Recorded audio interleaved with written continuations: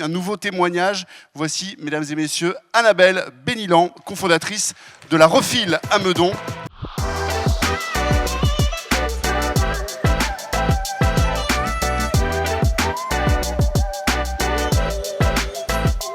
Tu es une touche à tout, tu écris des livres, d'ailleurs que tu dédicaceras tout à l'heure.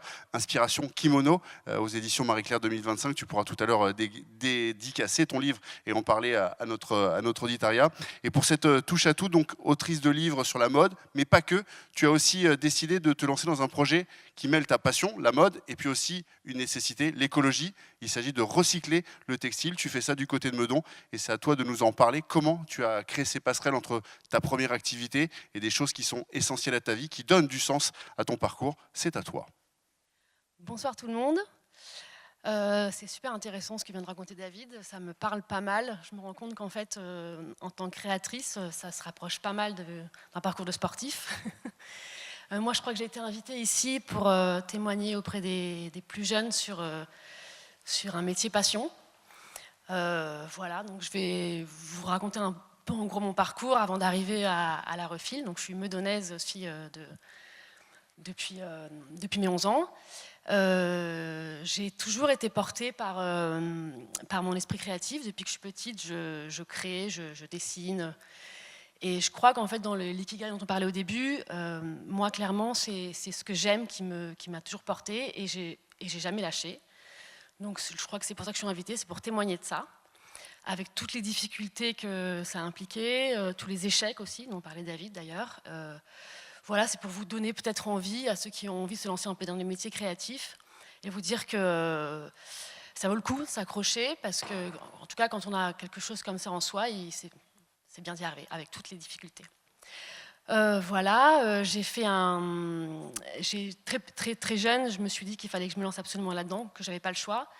Donc j'ai décidé de faire un bac à l'époque littéraire avec une option artistique pour pouvoir tout de suite m'orienter et préparer les écoles. Donc j'ai fait une prépa dans une école d'art appliqué pour ensuite passer un BTS de stylisme de mode. C'est vraiment ce que je voulais faire.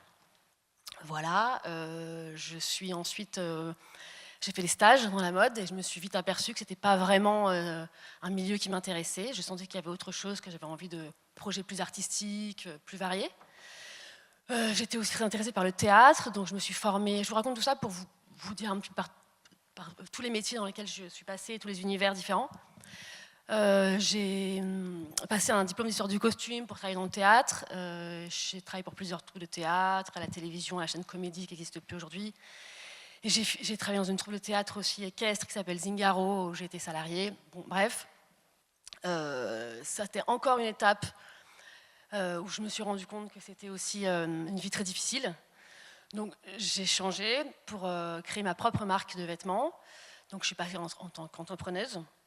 Voilà, là j'ai appris aussi à gérer une entreprise.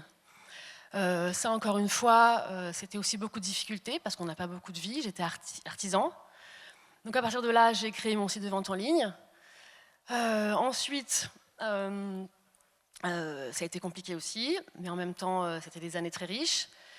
J'ai eu l'opportunité de rencontrer quelqu'un qui travaille dans l'édition et qui m'a proposé de faire des livres. Et c'est comme ça que depuis 15 ans, je fais des livres de couture et de loisirs créatifs qui me permettent de lier un peu tout ça. Donc pour ces livres, je fais effectivement des patrons de couture, mais je fais aussi des illustrations, j'ai fait des livres sur l'histoire de la mode, j'ai enseigné aussi l'histoire du costume et l'illustration dans les écoles de mode. Donc voilà, tout ça pour vous dire que jusque-là, j'essayais toujours un petit peu d'avancer là-dedans, en m'accrochant, sans jamais lâcher. Et finalement, j'en suis arrivée à avoir envie de donner du sens à mon métier. Et c'est comme ça que j'ai créé la Refil en m'inspirant d'un magasin qui existait déjà dans Paris, qui s'appelait la Textilerie. Et j'ai voulu recréer la même chose aussi parce que j'ai constaté dans mon métier tous les problèmes de pollution que générait cette industrie et j'ai voulu trouver des solutions et donner du sens à mon métier. Donc j'ai créé la Refil en 2020 avec 2 amis. Voilà, ça m'a permis de continuer mon métier en me réveillant le matin et en me disant que c'était utile. Tout ça pour dire que s'il y en a qui se posent des questions aujourd'hui par rapport à des métiers plutôt créatifs, c'est difficile Mais en tout cas, si vous avez ça en vous, si vous le portez en vous, dites-vous que c'est tout à fait réalisable. Et surtout, ce qui est très intéressant, c'est que ça nous fait passer par plein d'univers très différents. On se forme beaucoup. Et ça permet d'avoir une vie très variée. Et je regrette rien aujourd'hui parce que je me réveille le matin en étant très heureuse d'aller travailler et de faire ce que j'aime jusqu'ici. Et finalement, ça ne s'arrête pas. Et il y a plein de moyens d'y arriver. Voilà, je ne suis pas très à l'aise en public, donc j'espère que j'ai été assez... Voilà, c'est clair.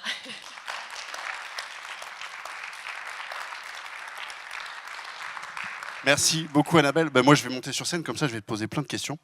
Déjà pour savoir, ce métier de la mode, ça fascine un petit peu. Voilà, il y a beaucoup de gens qui veulent intégrer le milieu de la mode, devenir styliste, les podiums, ça fait rêver. Toi, à 15-16 ans, est-ce que tu avais déjà ça en tête? Est-ce que c'était déjà quelque chose, une voie tracée? Ou est-ce que ça s'est construit au fur et à mesure? Comment tu as choisi cette voie-là? Bah, c'est ce que je disais un petit peu au début, c'est depuis que je suis enfant, en fait, j'ai tout de suite eu envie de dessiner des vêtements, d'habiller des gens, de manipuler le textile. J'ai commencé en habillant des poupées Barbie que je récupère à droite à gauche, en agrafant des tissus dessus. Voilà, et ça s'explique pas vraiment, en fait, c'était en moi des... Donc tu as fait de ta passion un métier passion, enfin voilà, de ta Voilà. passion tu as fait un métier, donc on rentre clairement dans le concept de l'ikigai, de déterminer ce que l'on aime pour savoir ce que l'on peut en faire. Et à quel moment tu choisis de te réorienter, enfin de te réorienter, de choisir une autre orientation que celle que la voie classique et de partir un petit peu sur cette volonté de te rendre utile aussi à travers ton métier? Qu'est-ce qui fait, d'où vient le déclic? Je pense que c'est un souci, enfin, c'est l'environnement dans lequel j'ai évolué qui m'a fait constater qu'il y avait aussi des choses qui ne me plaisaient pas dans cet univers, Comme quoi? qu'il y avait d'autres moyens d'y arriver. Comme quoi? Qu'est-ce qui ne te plaisait Euh, pas? je pense que c'est une industrie, en tout cas l'industrie du luxe notamment, c'est une industrie productrice de... on a une crise textile aujourd'hui, donc il y a évidemment beaucoup trop de production textile. Donc j'ai choisi de sortir de ce monde trop productif et de plutôt essayer de réduire ces problèmes de pollution. Et aujourd'hui, l'upcycling, le réemploi, c'est une solution. Et c'est une autre forme d'économie qui existe. Et voilà, j'ai eu envie de partir dans cette voie-là. Alors, j'y connais pas grand-chose au milieu de la mode, tu m'en excuses. Quand j'ai lu ton parcours et cette idée de la recycle, forcément, je me suis dit, tiens, ça me fait penser à Vinted. Enfin, cette façon aujourd'hui dont le second marché existe. Comment on décide à un moment donné d'en faire un business et de devenir entrepreneur là-dessus? Parce qu'il y a une prise de risque, clairement de ta part, de sortir de ta zone de confort. Ça aussi, c'est un pari qu'il faut être capable de se lancer. Comment on construit son business par rapport à ça? On s'entoure, on se reforme sur d'autres, on vient acquérir d'autres compétences? Oui, c'est ce que je disais tout à l'heure. C'est ça qui est intéressant, c'est qu'on peut se former à... Ça s'appelle l'économie dans laquelle je travaille aujourd'hui, c'est l'économie sociale et solidaire, qui est un autre type d'économie et qui se développe de plus en plus et qui est aussi rentable et qui est aussi praticable et très intéressante. Et il y a des formations pour ça, ça se développe de plus en plus. Après, bien sûr, il faut se faire accompagner, il faut y croire, il faut... voilà. Mais je pense que tu es une bonne source d'inspiration. Et si vous avez des questions, là aussi, n'hésitez pas, parce qu'aujourd'hui, on se rend compte aussi que les jeunes, et vous me confirmez ou vous me corrigez si ce n'est pas le cas, mais veulent donner du sens aussi à leur projet professionnel. Il ne s'agit plus seulement de faire carrière, il ne s'agit plus seulement de gagner de l'argent et de correspondre à des critères sociaux. Il s'agit aussi de trouver un sens à ce que l'on fait, à ce que l'on veut faire. Et ça, ton parcours s'inscrit, je pense, complètement dans ce que veulent aujourd'hui les jeunes. Vous avez peut-être des questions. Si c'est le cas, levez la main et puis on vous amènera un micro. Si certains veulent parler de mode, veulent parler de poupées Barbie et de patrons, c'est comme ça encore que l'on parle. En tout cas, ben non, pour l'instant. Ah ben, je vais descendre parce que là, le micro, il est là. Mais vous allez prendre mon micro. C'est le grand-père d'une de mes élèves. Hein. Justement, Annabelle, pourquoi ne pas avoir créé une école? Parce que la passion de créer, la passion de faire quelque chose, la passion d'habiller, la passion de mélanger les couleurs, telles que vous le faites, pourquoi ne pas avoir créé cette école? Pourquoi ne pas essayer de dynamiser, de mettre ça en avant? Je pense que c'est pas du tout mon métier. Déjà, je m'efforce de d'arriver à apprendre le métier plus entrepreneuse, de gestion. Je ne suis pas du tout formée pour ça. Il faudrait que je m'associe, mais c'est très intéressant. Il faudrait que je m'entoure. Voilà, moi je suis vraiment créatrice. Je pense que... Tout à fait, mais c'est ce que j'expliquais en disant que aujourd'hui j'ai créé une entreprise, j'ai créé une association, donc je suis capable de le faire, mais c'est encore plus gros et pourquoi pas.